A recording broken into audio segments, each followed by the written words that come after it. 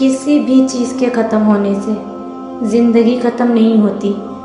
हर बार किसी भी चीज़ के ख़त्म होने पर अल्लाह से शिकवा करने के बजाय उसका शुक्र अदा करना चाहिए कि उसने हमसे एक चीज़ वापस ली, सब कुछ तो वापस नहीं लिया।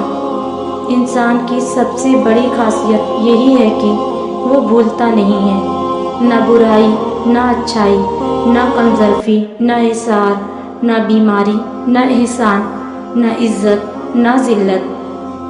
जब तक इंसान को पानी नहीं मिलता उसे लगता है कि वो प्यास से मर जाएगा, मगर पानी की घूंट भरते ही वो दूसरी चीज़ों के बारे में सोचने लगता है। फिर उसे ख्याल ही नहीं आता कि वो प्यास से मर भी सकता था। कोई प्यास से नहीं मरता, मरते तो सब अपने वक्त पर ही हैं, और उसी तरह जिस तरह अल्लाह चाहता है। मगर दुनिया में इतनी चीज़ें हमारी प्यास बन जाती हैं कि फिर हमें ज़िंदा रहते हुए भी मौत के तजर्बे से गुज़रना पड़ता है। मारती तो मौत ही है, और जैसी मार वो इंसान को देती है कोई और तकलीफ़ नहीं देती। आबे हयात पी कर भी इंसान अपनी मौत नहीं रोक सकता, पर उनको जाने से कैसे रोक सकता है जो जान से भी प्यारे होते हैं। शुक्र अदा न करना भी एक बीमारी होती है, ऐसी बीमारी जो हमारे दिलों को रोज़ ब रोज़ कुशादगी से तंगी की तरफ ले जाती है, जो हमारी ज़बान पर शिकवा के अलावा और कुछ आने ही नहीं देती। अगर हमें अल्लाह का शुक्र अदा करने की आदत ना हो तो हमें इंसानों का शुक्रिया अदा करने की भी आदत नहीं पड़ती।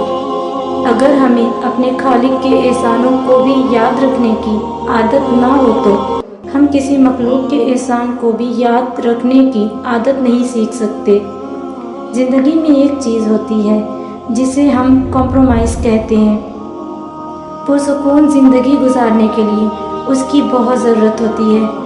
जिस चीज़ को तुम बदल ना सको उसके साथ कॉम्प्रोमाइज़ कर लिया करो, मगर अपनी किसी भी ख्वाहिश को कभी भी जुनून मत बनाना, क्योंकि ज़िंदगी में कुछ चीज़ें ऐसी होती हैं जो हमें कभी नहीं मिल सकती। चाहे हम रोएं या बच्चों की तरह एड़ियाँ रगड़ें, वो किसी दूसरे के लिए होती हैं।